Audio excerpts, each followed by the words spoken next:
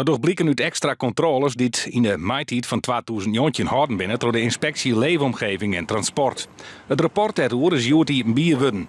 Omroep Friesland en RTV Noord hebben ook de onderliggende stikken inzien. Daaruit toch blikken dat maar 12 van de 4 containerskippen zonder op- en onmerkings toch die controles komen. Op de Waardeilanden zeggen ze dit net aankomen. Ja, ik schrik daar wel van en ik moet u zeggen, ik vind het ook heel teleurstellend. Nadat wij vorig jaar de ramp met de MSC Zoe hebben gehad, zijn er heel veel discussies geweest. Ook op dit punt, van worden die schepen wel goed beladen? Is daar wel voldoende controle op? Is dat wel veilig? Dat je nog steeds ziet dat er eigenlijk niets tot weinig is gebeurd om dat te verbeteren.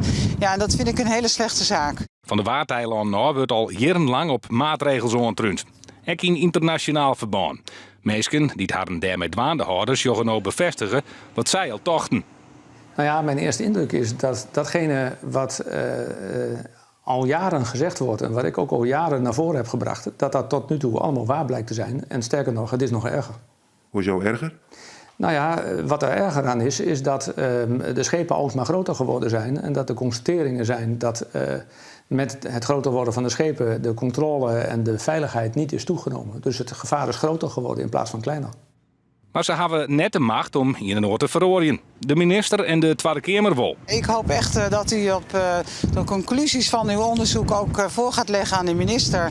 En wellicht ook de Tweede Kamer, zodat zij ook kunnen zien dat er te weinig actie is geweest. En dat er echt meer moet gebeuren om zeg maar op een veilige manier dan tot nu toe dat scheepverkeer weer kan plaatsvinden. Onder andere de PvdA zullen nog vragen stellen in de Tweede Kamer.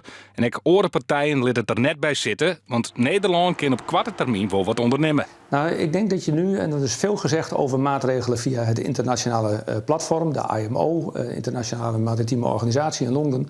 Dat zijn hele lange wegen, want dan moet je de hele wereld meekrijgen. Dus die zie ik niet zo gauw veranderen.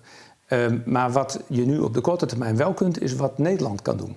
En Nederland, de minister van Nederland, de ministerraad, die kan besluiten nemen ten aanzien van de vaargeul, ten aanzien van de veiligheid van de vaargeul, ten aanzien van controle in de vaargeul, begeleiding. Dat zijn allemaal zaken die Nederland best kan doen. Misschien met hulp van Duitsland en Denemarken in het overleg van Denganet.